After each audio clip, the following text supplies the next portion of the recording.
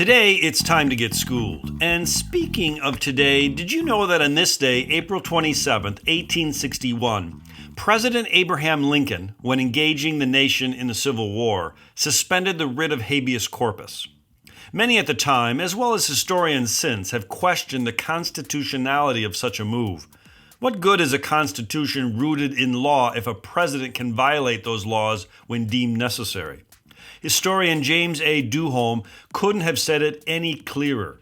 Under the Constitution, the federal government can unquestionably suspend the privilege of the writ of habeas corpus if the public safety requires it during times of rebellion or invasion. Fact check. The U.S. Constitution in Article 1, Section 9 states his point exactly. The root of Lincoln's decision was that the District of Columbia was surrounded by disloyal governments. Maryland was a critical conduit for supplying the nation's capital with essential goods.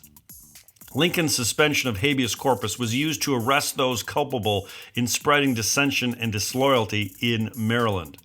Lincoln faced criticism then and continues to face criticism by legal scholars today.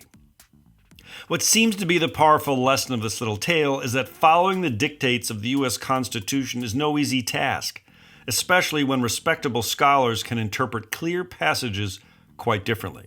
There are generally two schools of thought for how best to interpret our Constitution. One breathes life into the document by allowing it to be understood as a malleable parchment. The other school of interpretation attempts to hold to a more rigid standard, limit interpretation to the letter of the law, restrain interpretation to the original intent. But we miss the bigger story if we do not recognize that legal scholars are plentiful on both sides.